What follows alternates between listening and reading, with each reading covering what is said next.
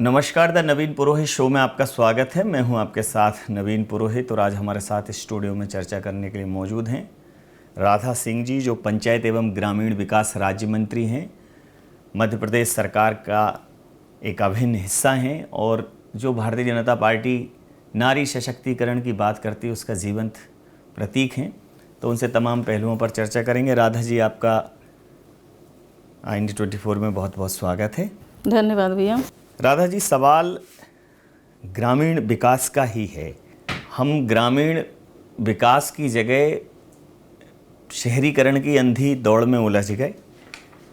जहां हमारे गांवों को विकसित होना था, गांवों में समुचित रोजगार के साधन नहीं हुए, समुचित व्यवस्थाएं नहीं हुई, तो गांवों से पलायन हुआ। जो ग्रामीण विकास की अवधारणा है वो हमारे देश की मूल अवधारणा है। पंचायत एवं ग्रामीण विकास एक ऐसा विभाग है कि अगर ये विकास शब्द वहाँ वाकई में फलीभूत हो जाए तो हमारे देश की समूची दिशा और दशा बदल सकती है। आपकी प्रतिक्रिया चाहूँगा। क्या है कि कोई भी चीज़ शुरू होता है तो आपके ग्राम पंचायत से ही शुरू होता है जी। हम अगर आज शहर में आए हैं तो कोई न कोई हर कोई गांव से ही पलायन होकर शहरों में आए पढ़ने लिखने नौकरी करने के लिए, और अन्य अन्य प्रकार के हम कोई बिजनेस करने लगा, कोई अपना अपना रोजगार करने लगा।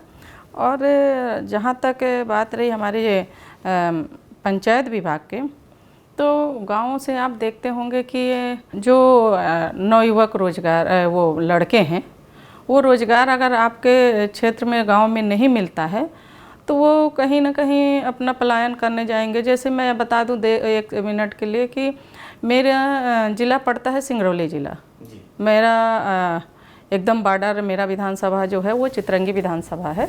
पहले मेरे फादर इन लॉ हुआ करते थे, स्वर्गीय जगन्नाथ सिंह जी, मंत्री भी थे, राज्यसभा में लोकसभा में सभी थे जी। तो हमारे यहाँ के जैसे लड़के हैं या फिर कहीं आप कहीं कभी देख लीजिए, लड़के सीजनली जैसे धान काटने के समय हुआ तो लड़के चले गए, हमारे यहाँ के यूपी में जाते हैं, गेहूँ काटने का समय हुआ और गुजरात तरफ चले जाते हैं, बॉम्बे जाते हैं काम करने के लिए। लेकिन मैं आपको बताना चाहूँगी कि हमारे अभी मैं पिछले महीना में दिल्ली में 2 दिन का वर्कशॉप किए थे माननीय पूर्व हमारे मुख्यमंत्री मतलब शिवराज जी। तो हमारे क्योंकि उनके पास भी हमारा विभाग है केंद्र में, तो उन्होंने ये ज़रूर सभी जितने हम 30 मंत्री आए थे तो मतलब हर राज्य के सबको उन्होंने कहा कि जैसे हमारे लड़के बेरोजगार के होते हैं और वो दूसरे जगह जाते हैं काम करने के लिए, ऐसे नवयुवकों को हमें रोज़गार दिलाने के लिए, जैसे आजीविका में बहुत सारी महिलाएं हमारी जुड़ी हैं, कोई कृषि में काम कर रही हैं, तो साग सब्जी लगाना, फूल लगाना, उससे हमारी बहनें कुछ घर में यूज करना है वो कर लेती हैं, बाकी बेचती हैं तो उससे अच्छी आमदनी हो जाती है। आजीविका के माध्यम से हमारी बहनें गाय बकरी भी पाल रही हैं। और ट्राइबल एरियाओं में मैं बता दूं आपको कि वो महुआ का लड्डू बनाते हैं, उसके कई प्रकार के चीज़ें होते हैं, महुआ का लड्डू भी होता है, उसका अचार भी होता है महुआ का। तो ऐसे हमारी बहनें बहुत आगे आ रहे हैं और हमारी ये कोशिश है हमारी पंचायत विभाग का कि जो नवयुवक लोग हैं जो 18 साल के हो गए हैं, उनको हम किसी न किसी माध्यम से उनको कुछ प्रशिक्षण दें जी। और ये हमारी सरकार के प्लान भी है और मैं अपने माननीय प्रधानमंत्री जी को और हमारे केंद्रीय मंत्री जो शिवराज जी हैं उनको भी मैं धन्यवाद दूंगी, और हमारे मध्य प्रदेश के मुख्यमंत्री जी हैं जो डॉक्टर मोहन यादव जी हैं उनको भी धन्यवाद दूंगी, और हमारे जो बड़े मंत्री माननीय प्रहलाद पटेल जी हैं वो भी लगातार लगे रहते हैं कि हम गाँव में क्या विकास करें। जी। अभी मध्य प्रदेश विधानसभा में UCC बिल पारित हुआ है, समानता की बात हुई, तो आपको क्या लगता है कि UCC बिल पास होने से समाज में क्या बदलाव आने वाला है, खासकर महिलाओं की स्थिति में? आप देखे होंगे कि समाज में UCC के उसमें बहुत कुछ आने वाले समय में, अभी तो लग रहा है कि लोग ऐसा ही है, उसको कोई भी चीज़ नया चीज़ आता है तो लोगों को नहीं वो लगता है। लेकिन आप जहाँ तक देखे होंगे, आप ही लोग न्यूज़ में निकालते हैं कि हमारी मुस्लिम महिलाएं भी बहुत मदद किया, वो भी एग्री हैं, क्योंकि हमारी वो बहनाओं के साथ बहुत अत्याचार होता था, उनके 2-2, 3-3 शादियाँ करते थे मुस्लिम लोग। और हमारी और जो ये बहनें हैं विवाह, तलाक, उत्तराधिकारी, गोद लेने का, ऐसे बहुत सारी चीज़ें हैं जिसमें समान अधिकार, समान पावर हमारे बहनों को, बेटियों को मिल जाएगा। और मुझे लगता है ये जो आया है बिल, ये बहुत ही समाज की महिलाओं के लिए, हमारे लड़कियों के लिए और अन्य जैसे हम बता रहे हैं कि हमारे मुस्लिम बहनों के लिए, इन सभी के लिए बहुत ही लाभकारी होने जा रहा है। अभी लोगों को समझ में नहीं आ रहा, लेकिन आने वाले समय में जैसे लोग लिविंग में रह रहे थे तो लिविंग में रहते थे तो लोग ऐसे ही छोड़ देते थे। अब उसमें बाकायदा रजिस्ट्रेशन होगा, प्रावधान होगा। आप दूसरी शादी अगर करोगे तो उसके लिए भी परमिशन लेना पड़ेगा, रजिस्ट्रेशन करवाना पड़ेगा, बहुत सारी प्रोसीजर है जिससे जो भी लड़की करेगी शादी तो उसके साथ अन्याय ना हो।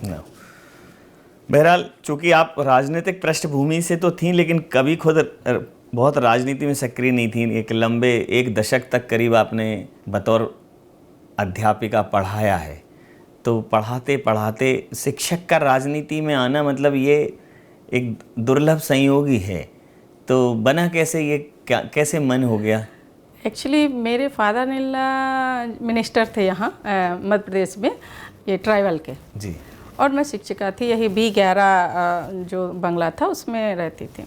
पहले जनपद का आरक्षण हुआ, इसके बाद जिला पंचायत का। तो हमारे जो कर्मचारी यहाँ के स्टाफ थे तो वहीं गेट के पास आग वाग जलता था, तो हम कर्मचारियों को आज भी मैं घर जैसे मानती हूँ। भले मैं मंत्री हूँ, क्योंकि मानव तो वो भी है, ठीक बात, कहीं ना कहीं वो काम सबका भगवान ने बांटा है, वो उसका अलग स्तर है, लेकिन इंसान तो है। मैं ऐसी बैठी थी तो बोलते भाभी आप तो रिजाइन करके आप जिला पंचायत लड़ लो। मैं कही भाई ये राजनीति तो सिर्फ 5 साल का होता है, नौकरी तो हार गई तो मेरी तो लाइफ बर्बाद हो जाएगी, है ना।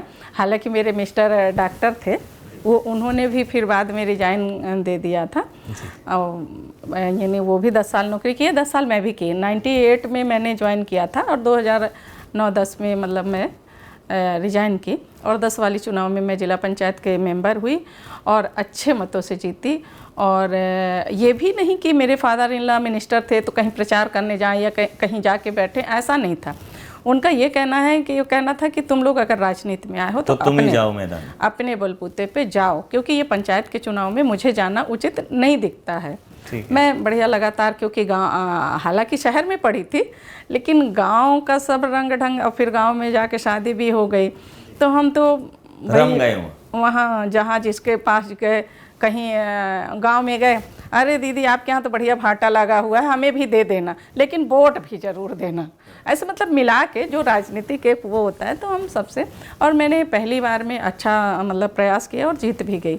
इसके बाद उसी समय 10 में ही मैं जिला पंचायत के अध्यक्ष भी बन गई। अच्छा, पंचायत की सदस्य और अध्यक्ष एक ही वर्ष 2010 में? नहीं, फिर इसके बाद 15 में फिर मैंने लड़ा जी। मेरे मिस्टर और मैं, एक लालच था कि दोबारा अध्यक्ष बनेंगे करके अध्यक्ष थे तो राजनीति में जब आप आ गए हो तो पिताजी ने बोला कि नहीं लड़ोगे, अब आपको दोबारा नौकरी करना नहीं है, आप नहीं लड़ोगे तो करोगे क्या? ठीक बात। तो फिर दोबारा लड़े तो हम दोनों जीत गए, तो वो उपाध्यक्ष बने और मैं अध्यक्ष।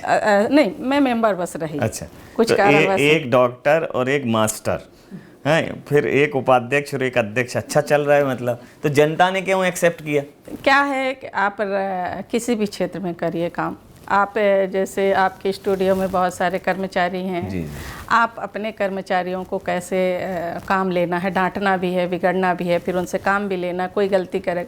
और हम राजनीति में आते हैं तो हम तो हाथ जोड़ के, भाई पब्लिक के लिए अगर आए हो आप तो मन को तो ठीक रखो, आप ना गरीबी देखो ना अमीरी देखो, ठीक बात है ना।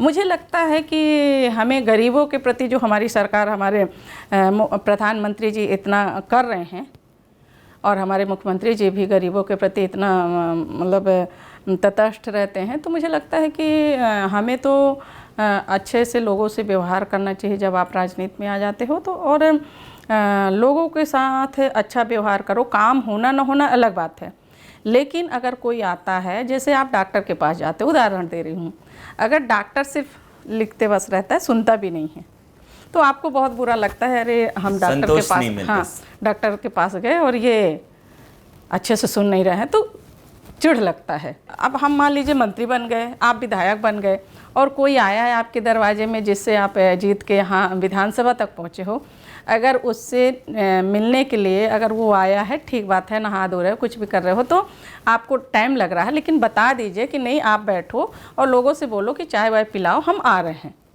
तो उसको भी लगता है कि चलो विधायक जी के यहाँ गए, मंत्री जी के यहाँ गए तो कम से कम चाय पानी के लिए पूछा। ये बहुत बड़े लॉजिक है, मैंने देखा है मेरे आपकी सफलता का। हाँ, तो और फिर पिताजी का हमने देखा था। सहजता और सरलता आपकी सफलता का वो बने। अब जो भी कहिए, कहते हैं कि वैसे चाय का तो ग्लैमर है ही, चाय पिला के तो प्रधानमंत्री भी बन जाता है, लेकिन आपका व्यवहार बहुत बड़ा वो करता है। अच्छा, आपके पास कितना भी धन आ जाए, अगर आपके पास व्यवहार नहीं है तो आपको लाइक लोग नहीं करते हैं। आजकल सिर्फ प्रेम, कहते हैं लोग प्रेम के भूखे होते हैं।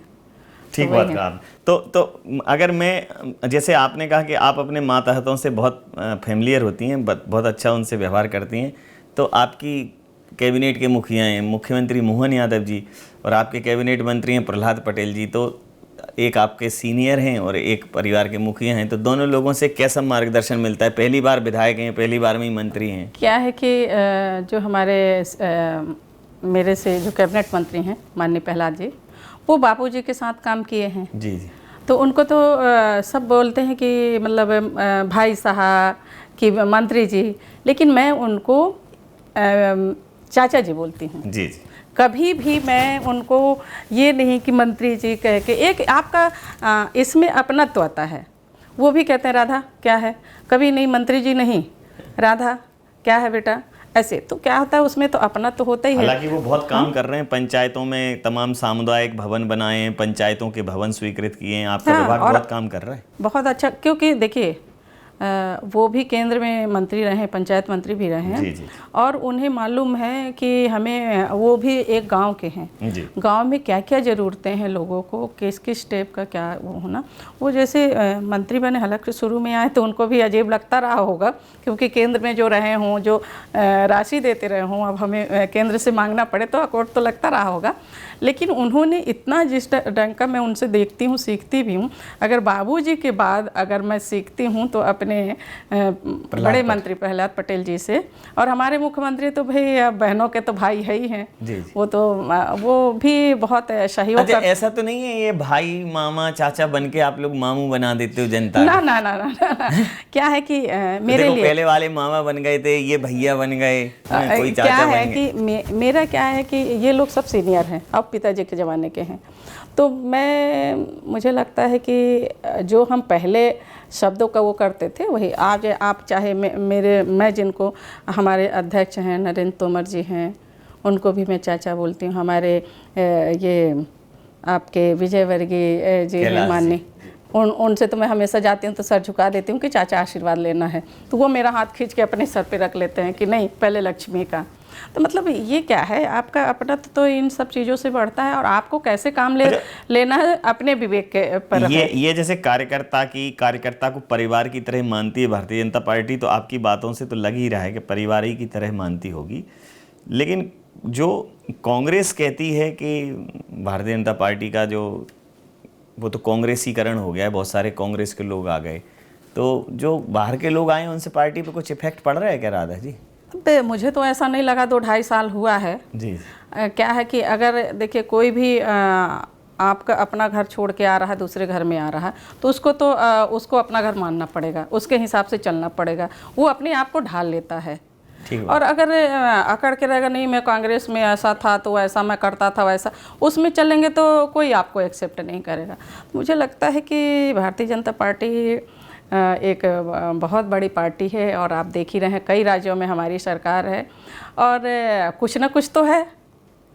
आप देखे होंगे पहले कांग्रेस का ज़माना था, उस समय क्या स्थिति था, हम लोग कहते थे कि रोड में नहीं, गड्ढों में रोड जी। हैं, इतने गड्ढे हुआ करते थे कि अगर आपको आज के डेट में आप 1 घंटे में तय करते हैं, कल वो 4 घंटे में तय करते थे। रोड ही देख लीजिए, इतने सारे हमारे मुख्यमंत्री जी बहुत सारे बिजनेस के मामले में आप देख ही रहे हैं, इंडस्ट्री सेटअप कर रहे हैं, सब वो कर रहे हैं। तो और फिर हम लोग भाई विधायकों को सबको वो बराबर अच्छे से मिलते हैं, बात करते हैं। और हमारे मुख्यमंत्री जी मतलब हमेशा खुश रहते हैं और लगते नहीं कि कभी वो टेंशन में हैं। पंचायत आत्मनिर्भर बने, पंचायत सुदृढ़ बने, इसके लिए अब चूँकि पंचायत विभाग तो चाचा और भतीजी के बीच में ही है। दिक्कत तब होती है जब सीनियर कैबिनेट मिनिस्टर पता चलता है राज्य मंत्री की सुन ही नहीं रहा है। तो नहीं, अभी आप तो देखें, फिर पंचायत आत्मनिर्भर बने, उसके लिए क्या कुछ प्लान ऐसे हैं जो आप चाहती हैं कि अपने कार्यकाल में पंचायतों को ये तो करके जाएं? देखिए, जैसे आपने खुद ही बताया कि आप लोग बहुत काम कर रहे हैं और वाकई में जब स्टार्ट हुआ तो एक प्लान बना के कि पंचायतों में क्या ज़रूरत है, तो सबसे पहले हम लोगों ने लिस्ट मंगाया तो सामुदायिक भवन दिया अपने पूरे प्रदेश में। बहुत पंचायत हैं जहां नहीं हो पाया और इसके बाद हमने वो सामुदायिक भवन, पंचायत भवन 37 लाख का, जो कि हम एजेंसी बनाए किसको, पंचायत भवन को, ऐसा कभी नहीं होता था। और आप कभी किसी गांव में जाइएगा, नया वाला जो पंचायत भवन बना है 37.5 लाख का, वो बहुत ही सुंदर है। आपका अच्छा बड़ा बैठक है मीटिंग हॉल के लिए, जैसे कलेक्ट्रेटों में हुआ करता है। फिर सचिव के लिए है, एक रेस्ट रूम भी है और सहायक सचिव के लिए एक आपका बस्ता रखने के लिए, ये बहुत अच्छा बना हुआ है। और फिर उसके बाद हमने 5वां वित्त में भी बहुत काम किया, उनको खुद अधिकार सरपंचों को था। और ये शमशान घाट के जाने तक का और उसका शेड फेंसिंग, वहाँ तक का रोड, में बड़ी समस्या रहती हाँ, ये तो वहाँ तक का रोड हमारे बड़े मंत्री ने तो ये भी कहा कि जितना भी रोड के लिए पैसा लगेगा, शमशान शांति भवन वहाँ जितना जाने के लिए लगता है, जैसे 1-2 किलो मेन रोड से 1-2 किलोमीटर है, कितना भी पैसा लगता है तो हम देंगे। अभी क्या है कि जी राम जी में आ गया है तो उसमें सारा काम करने का है। उसमें तो जी राम जी योजना में उसमें तो आप नाली, सड़क जो भी है वो सारा चीज़ें उसमें कर सकते हैं। बहनों की चूँकि जिस तरह का आपका व्यवहार है तो निश्चित रूप से जनता बहुत आपको पारिवारिक सदस्य के तौर पर देखती होगी। तो मैं एक बहुत ईमानदार टिप्पणी आपसे चाहता हूँ कि जब आप किसी पार्टी का लोगो लगा के जाते हैं, जैसे कांग्रेस हो गया, भारतीय जनता पार्टी हो गया, अगर पार्टी से कोई जनता नाराज है तो उसके प्रतिनिधि को उसका विरोध झेलना पड़ता है। तो फील्ड में कभी आपको ऐसी अराजक स्थिति का सामना करना पड़ा? मेरे विधानसभा में तो ऐसा नहीं है, लेकिन क्या है, गांवों में आपको रोड, पानी और बिजली ये ज़रूरी है। और आजकल देखेंगे कि बच्चे इतने स्कूल हो गए हैं कि बच्चे स्कूल पढ़ने जा रही हैं, महिलाएं अपना काम कर रही हैं। आप गांव में भी जाएंगे तो आप खाली किसी को नहीं पाएंगे, वो जो सयाने हैं वही घरों में मिलेंगे। तो हमारी बहनें भी आजकल, जैसे हम गांव में गए कहीं तो वो बोलेंगे भाई हमारे यहाँ लाइट नहीं लगी है। तो भाई क्या है कि लाइट का वो सर्वे होता है, फिर राशि हम कहाँ से लाते हैं, जैसे मुख्यमंत्री जी से मांगते हैं या कहीं CSR का है, DMF का है, वो अपने अपने स्तर पे लोग विधायक लोग करवाते हैं। तो ये ज़्यादा कुछ है नहीं, वो तो आपके, मैं फिर कहती हूँ कि आपके व्यवहार पे, आपके काम पे डिपेंड करता है। मैं लोगों को बेफिजूल के मुद्दे, लोगों को तमाम बातों से मतलब नहीं है, उन्हें उनकी सड़क, शिक्षा, स्वास्थ्य, रोजगार, मतलब जो स्थानीय मुद्दे हैं, अगर उनको दुनिया से मतलब नहीं है, उनको तो जो चाहिए आपका रोड, रास्ता, वो उससे मतलब है। और भाई आजकल के बच्चे जनसंख्या के हिसाब से पढ़ाई कर रहे हैं और बच्चे भी जान गए हैं कि रोज़गार हमें कैसे, हम तो इन्वेस्टर मीट में हमारे मुख्यमंत्री जी वो कर रहे हैं कि जिसको बिजनेस खोलना है आप बैंक से लोन लीजिए, काम करिए, हम उसमें सपोर्ट करेंगे। हरिजन आदिवासियों के लिए भी छूट दे रहे हैं। तो महिला सुरक्षा और आर्थिक सशक्तिकरण, इनको आप कैसे जोड़ के देखती हैं कि जितनी महिला आर्थिक होगी, जैसे तमाम स्व सहायता समूहों को सरकार बहुत काम दे रही है, महिलाओं को रोजगार मिल रहा है, ऐसे कई स्व सहायता समूह आपके भी विधानसभा में होंगे, संपर्क में होंगे, तो इन योजनाओं का कितना लाभ मिल रहा है उन्हें? मैं बताना चाहूँगी कि मैं अभी जैसे कोई महिलाओं का आप कार्यक्रम करते हैं, हम जब उन लोग को बुलाते हैं, एक एक जन को बीच में बुलवाते हैं, पूछते हैं उनसे कि आपको ये मान लीजिए कोई काम कर रही हैं तो आपको क्या फ़ायदा है। तो महिलाएं बताती हैं कि हम 30 से 35 हज़ार तक कमाती हैं, उसमें हमारे बच्चों का भी फ़ायदा हो जाता है, उनका चप्पल, जूता या ड्रेस, स्कूलों का जो भी ज़रूरतें हैं वो भी पूरा कर लेते हैं, सास ससुरों के लिए दवाई भी कर लेते हैं और अपने लिए भी वो कर लेते हैं, खर्चा वो कर लेते हैं, उसमें फिर बचा भी लेते हैं। आप बहुत सारी हमारी महिलाएं हैं कि लाखों लाख रुपए अपने खातों में डाल के रखा है उनने बचत के बाद। वैसे भी जब पहले महिलाएं कुछ नहीं करती थी तो जो पतियों से मांगती थी तो साड़ी के नीचे दबा के रखती थी पैसे। बचत तो उनकी पुरानी आदत है। तो जब स्वयं कर रही हैं तो बचाएंगे ही। और महिलाएं बहुत आगे आ रही हैं, चाहे वो पढ़ी लिखी हों। हालांकि अब धीरे धीरे तो पढ़ी लिखी ही ज़्यादा महिलाएं आ रही हैं। आप जानते हैं कि नहीं जानते, लेकिन मैं बताना चाहूँगी कि स्व सहायता समूह के जो वो है तो उसमें महिलाएं कपड़ा बनाने का काम कर रही हैं, पेंटिंग, कपड़ों में पेंटिंग, मधुबनी का काम कर रही हैं, साबुन बना रही हैं, कैंडल्स बना रही हैं, बहुत सारे काम कर रहे हैं। तो उनसे आप किसी भी एरिया में आप जाइए, चाहे रतलाम झाबुआ तरफ भी जाइए। और आजीविका चूँकि मेरे मतलब बड़े मंत्री माननीय प्रहलाद पटेल जी मुझे दिया है तो मैं उसमें चाहती हूँ कि अच्छा काम और अच्छा हो और हम काम करके दिखाएं हमारे मुख्यमंत्री जी को कि महिलाएं हमारी कितने जिस ढंग से वो सपोर्ट कर रहे हैं तो उस हिसाब से हम खरे कैसे उतरेंगे, उन महिलाओं को हम आगे बढ़ाना चाहते हैं। विधायक और मंत्री के रूप में चितरंगी के लिए और उस क्षेत्र के लिए आपकी क्या प्राथमिकताएं हैं कि ये तो करना है, चितरंगी जो है सतरंगी हो जाए? आपके कोई मीडिया साथी होंगे जी वहाँ के जी। आप उनसे पूछ लीजिएगा कभी मेरे बारे में। मेरे विधानसभा में 7,000 करोड़ रुपया काम के लिए मैं ले गई हूँ। मेरे यहाँ माइक्रो परियोजना के लिए 1350 करोड़ रुपया, तवा बेलन से है वो भी 800 करोड़ रुपया, वो पूरा मेरे विधानसभा को कवर करेगा। मेरे यहाँ जनपद मैं 5.25 करोड़ का ले गई हूँ, हॉस्पिटल 100 बेड का ले गई हूँ, ITI बन रही है। और जितने विद्यालय हैं, अगर जर्जर भवन है तो हम DMF, क्योंकि पहले ये था कि 75% यहाँ आता था राज्य में और बाकी ज़िले में रहता था। तो हमने जब ऐसे सुना, जब नीति आई तो हम अपने यहाँ कलेक्टर को भी बोल दिया है कि सर आंगनबाड़ी और स्कूल जो जर्जर हैं जिनको बाउंड्री बना, पहले प्राथमिकता हमारा ये होना चाहिए। और हॉस्पिटल में हमारे यहाँ लगभग उप स्वास्थ्य केंद्र वगैरह सब जगह बन गए हैं, उसको दिक्कत नहीं है। रोड रास्ता बहुत अच्छा मेरे चितरंगी विधानसभा में है। आप कभी भी अगर आप आना चाहें तो आइए, स्वागत है आपका। तो मतलब ये 2.5 साल में 2.5 साल का ये बहुत अच्छा काम किया हमने, बहुत सारे वो ले तो गए आप मतलब बिना मैं किसी चाहती हूँ बिना किसी विवाद के मुद्दे के मतलब आप ये आश्वस्त हैं कि 2028 में जब राधा सिंह जी के काम का आकलन होगा तो विकास और बुनियादी इंफ्रास्ट्रक्चर, बुनियादी सुविधाओं का काम का आकलन तो होता है जी। और उस चितरंगी विधानसभा में अगर पहले कोई काम किया था तो हमारे ससुर स्वर्गीय जगन्नाथ सिंह जी ने किया था। वो शिक्षा मंत्री बने थे तो खूब प्रदेश में स्कूल खोले अपने चितरंगी और सिंगरौली जिला, सीधी जिला, ये बहुत स्कूल खोले।